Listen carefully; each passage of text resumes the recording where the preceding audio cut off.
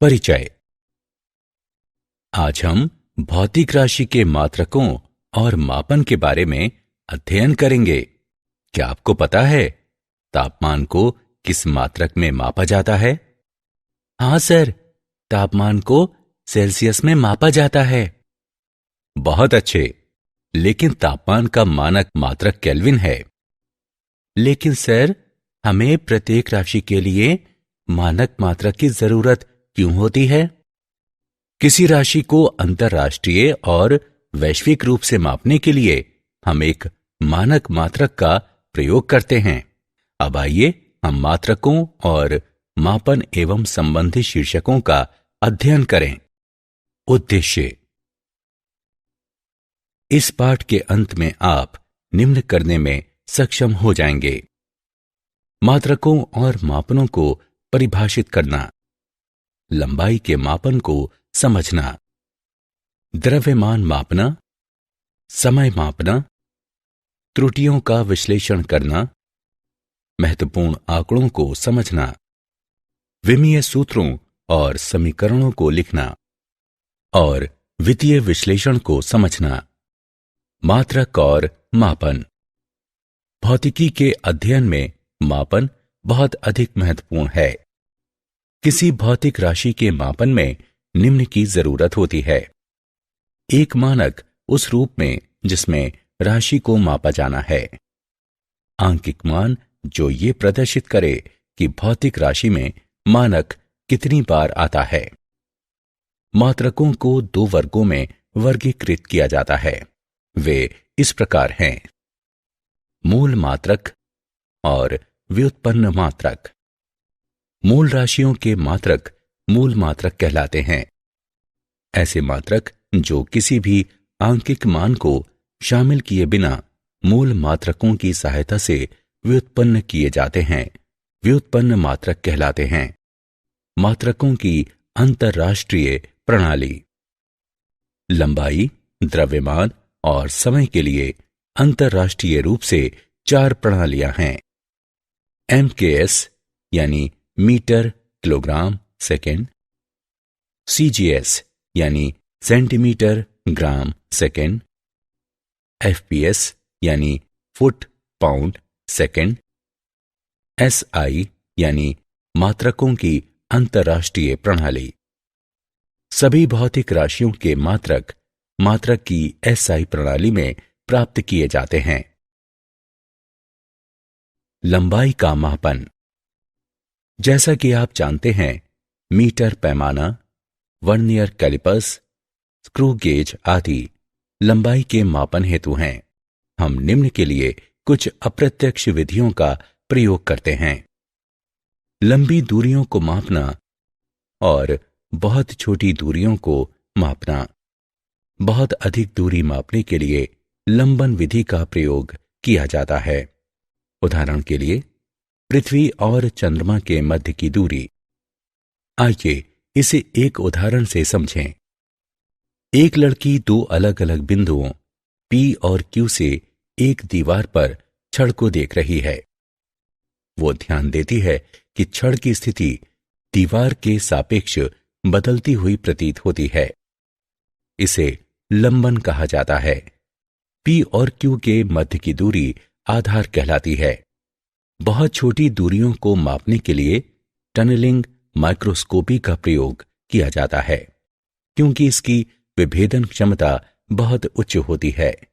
उदाहरण के लिए, एक अणु के आकार की गणना। द्रव्यमान का मापन। किसी पिंड के द्रव्यमान को पिंड में मौजूद द्रव्य की मात्रा के रूप में परिभाषित करते हैं। द्रव्यमान से संबंधित 2 महत्वपूर्ण भौतिक राशियां हैं। ये राशियां हैं जड़त्वीय द्रव्यमान और गुरुत्वीय द्रव्यमान।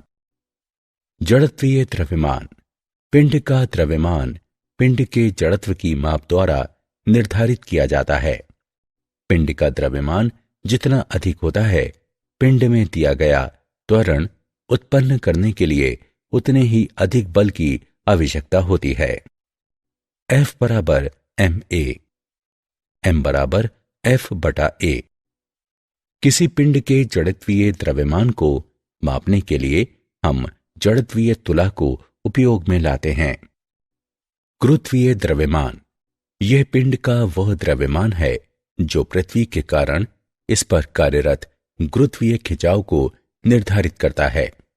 पिंड के गुरुत्वीय द्रव्यमान को मापने के लिए हम सामान्य तुला का प्रयोग करते हैं। किसी वस्तु का द्रव्यमान इसके द्रव्यमान की ज्ञात द्रव्यमानों से तुलना करके ज्ञात करते हैं। परमाणुओं और अणुओं के संदर्भ में द्रव्यमान का मानक मात्रक एकीकृत परमाणविक द्रव्यमान मात्रक U है। एक एकीकृत परमाणविक द्रव्यमान मात्रक बराबर 1U बराबर कार्बन -12 समस्थानिक के एक परमाणु के द्रव्यमान का 1/12 जिसमें इलेक्ट्रॉनों का द्रव्यमान शामिल है, बराबर 1.66 गुणे 10⁻⁻27 किलोग्राम। समय का मापन, ऐसी घटना जिसकी पुनरावृत्ति होती है समय की माप के रूप में प्रयोग की जा सकती है। मापन पुनरावृत्तियों की गिनती पर आधारित होता है। मात्रकों की सभी प्रणालियों में समय का मात्रक सेकंड है। समय अंतराल को मापने के लिए कुछ तकनीकें इस प्रकार हैं। विद्युतीय दोलित्र, ये प्रत्यावर्ती धारा आपूर्ति या 50 हर्ट्ज आवृत्ति का उपयोग करते हैं।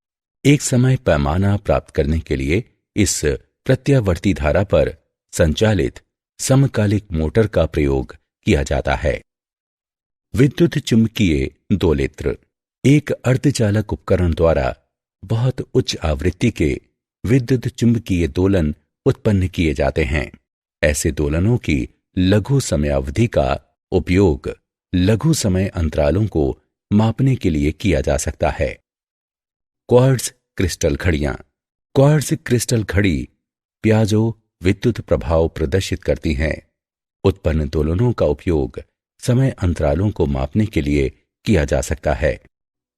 परमाणविक घड़ियां, इन घड़ियों को परमाणुओं के भीतर आवर्ती कंपनों को मापने हेतु उपयोग में लाया जाता है। रेडियो एक्टिव तिथि, समय बीतने के साथ साथ जिन रेडियो एक्टिव परमाणुओं का क्षय हो चुका है उनसे मौजूद परमाणुओं की संख्या के अनुपात को नोट करके लंबे समय अंतरालों को मापने के लिए इस तकनीक का प्रयोग किया जाता है। जीवाश्मों की आयु का अनुमान लगाने के लिए कार्बन का उपयोग किया जाता है। त्रुटि, किसी माप उपकरण द्वारा प्रत्येक मापन के परिणाम में कुछ अनिश्चितता होती है। मापन की त्रुटि को अनिश्चितता के एक प्रकार के रूप में परिभाषित किया जाता है।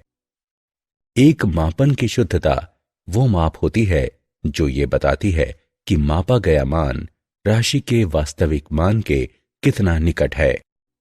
परिशुद्धता हमें ये बताती है कि राशि को कितनी विभेदन क्षमता या सीमा तक मापा जाता है। त्रुटियों के 3 प्रकार हैं। निरपेक्ष त्रुटि, ये इसके मापे गए मान और वास्तविक मान के मध्य का अंतर है। सापेक्षिक त्रुटि, इसे इसके मापन की निरपेक्ष त्रुटि और इसके वास्तविक मान के अनुपात के रूप में परिभाषित किया जाता है। प्रतिशत त्रुटि, ये 100 के साथ इसकी सापेक्षिक त्रुटि का गुणनफल है। उदाहरण, आइए त्रुटियों का एक उदाहरण लें। एक संधारित्र की धारिता C बराबर 2.0 प्लस या माइनस 0.1 माइक्रोफैरड, जैसे V बराबर 20 प्लस या माइनस 0.2 वोल्ट की वोल्टता तक आवेशित किया जाता है। संधारित्र पर कितना आवेश Q होगा? उपयोग करें Q बराबर CV। आइए हल देखें। Q बराबर CV गणना करने पर हमें प्राप्त होता है Q बराबर 40 गुणे 10⁻⁻6 कूलॉम। C में त्रुटि बराबर 2 में 0.1 भाग बराबर 5%। V में त्रुटि बराबर 20 में 0.2 भाग बराबर 1%। Q में त्रुटि बराबर 5% प्लस 1% बराबर 6%।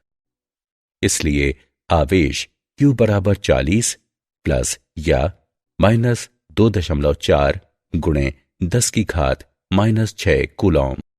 सार्थक अंक। मापन में सार्थक अंक को उस मापन में ज्ञात मात्रकों के रूप में परिभाषित किया जाता है। किसी मापन में सार्थक अंकों की संख्या इसकी शुद्धता के स्तर को प्रदर्शित करती है। इसका अर्थ है मापन में सार्थक अंकों की संख्या जितनी अधिक होती है उस मापन की शुद्धता उतनी ही अधिक होती है। आइए एक उदाहरण लें। 1000 सबसे परिशुद्ध है क्योंकि इसमें 4 सार्थक अंक हैं। सन्निकटन करना यह एक ऐसी प्रक्रिया है जिसके द्वारा सार्थक अंकों की संख्या को जरूरत के अनुसार घटाया जा सकता है। आइए एक उदाहरण लें। L बराबर 2.6587 सेंटीमीटर। सन्निकटन करने पर L बराबर 2.659 सेंटीमीटर। उदाहरण। आइए सार्थक अंक का एक उदाहरण लें। एक घन की भुजाओं को 6.052 मीटर मापा जाता है। इस घन का आयतन और संपूर्ण पृष्ठ क्षेत्रफल उपयुक्त सार्थक अंकों तक ज्ञात करें। आइए हल देखें। आयतन बराबर लंबाई गुणा चौड़ाई गुणे ऊंचाई। गणना करने पर हम प्राप्त करते हैं V बराबर 221.665 घन मीटर। गुणनफल के मापे गए घटकों में से प्रत्येक में सार्थक अंकों की संख्या 4 है। इस प्रकार आयतन का गणना किया गया मान केवल 4 सार्थक अंकों में होना चाहिए। इस प्रकार V बराबर 221.7 घन मीटर। संपूर्ण पृष्ठ क्षेत्रफल बराबर 6 फलकों का पृष्ठ क्षेत्रफल। गणना करने पर हमें प्राप्त होता है S बराबर 219.76 वर्ग मीटर। प्रत्येक गुणनफल 4 सार्थक अंकों वाले घटक हैं। अंतिम परिणाम भी 4 सार्थक अंकों में होना चाहिए। इस प्रकार S बराबर 219.8 वर्ग मीटर। भौतिक राशि की विमाएं। किसी भौतिक राशि की विमाएं वे घाते हैं जिन्हें उस भौतिक राशि के मात्रक को व्यक्त करने के लिए मूल मात्रकों पर लगाया जाता है। सभी भौतिक राशियों को L, M और T विमाओं के पदों में लिखा जाता है। विमीय सूत्र एवं समीकरणें।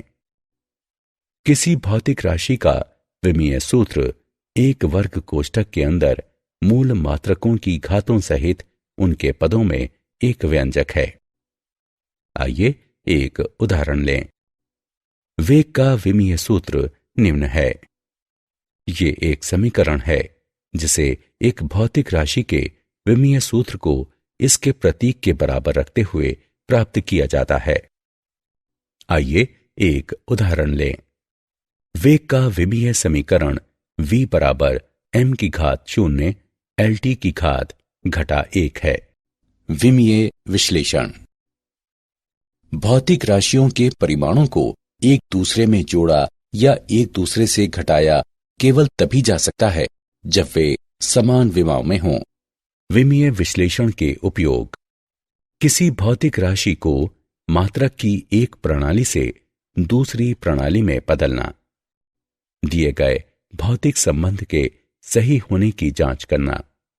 दी गई भौतिक राशियों के मध्य संबंध स्थापित करना। क्या आप जानते हैं International Bureau of Weights and Measures एक अंतरराष्ट्रीय मानक संगठन है। ऐसे 3 संगठनों में से एक मात्रकों की अंतरराष्ट्रीय प्रणाली SI की देखरेख हेतु गठित की गई है। संगठन को सामान्यतः इसके फ्रांसीसी नाम BIPM से जाना जाता है। 1893 में शिकागो में धारा और प्रतिरोध के लिए जिन विद्युत मात्रकों को अपनाया गया उन्हें अंतर्राष्ट्रीय कहा जाता है और अंतर्राष्ट्रीय एम्पियर और अंतर्राष्ट्रीय ओम की परिभाषाओं की पुष्टि 1908 में लंदन के अंतर्राष्ट्रीय सम्मेलन में की गई। परिभाषित किए जाने के लिए तापमान पैमानों के प्रयोग करने का तरीका ऊष्मागतिकी तापमान को व्यक्त करने के लिए ये सामान्य विधि है। प्रतीक T संदर्भ तापमान T0 बराबर 273.15 केल्विन हिमांक से इसके अंतर के पदों में ये तापांतर 1 सेल्सियस तापमान कहलाता है। सारांश। आइए हमने जो कुछ सीखा है उसे संक्षेप में दोहराएं। भौतिकी भौतिक राशियों के मापन पर आधारित एक मात्रात्मक विज्ञान है। कुछ भौतिक राशियों को मूल या आधार राशियों के रूप में चुना गया है। मात्रकों की अंतर्राष्ट्रीय प्रणाली SI 7 मूल मात्रकों पर आधारित है जो वर्तमान में अंतर्राष्ट्रीय रूप से स्वीकृत मात्रक प्रणाली है और व्यापक रूप से पूरी दुनिया में उपयोग में लाई जाती है। SI मात्रकों का सभी भौतिक मापनों में प्रयोग किया जाता है। इनसे आधार राशियां और व्युत्पन्न राशियां दोनों प्राप्त की जाती हैं। भौतिक मापनों को वैज्ञानिक संकेतन में छोटी या बड़ी राशियों में 10 की घातों के साथ व्यक्त किया जाता है। किसी भी भौतिक राशि की गणना करने में संबंध में शामिल व्युत्पन्न राशियों के लिए मात्रकों को बीजगणितीय राशियों के रूप में माना जाता है जब तक कि अभीष्ट मात्रक प्राप्त नहीं हो जाते। भौतिक राशियों के मापन के लिए प्रत्यक्ष और अप्रत्यक्ष विधियों का प्रयोग किया जाता है। परिणाम को व्यक्त करते समय मापन में त्रुटियों के साथ सटीकता और परिशुद्धता का ध्यान रखा जाता है। भौतिक राशियों आदि में संबंध स्थापित करके समीकरणों की विमीय एकरूपता की जांच करने के लिए विमीय विश्लेषण का उपयोग किया जा सकता है।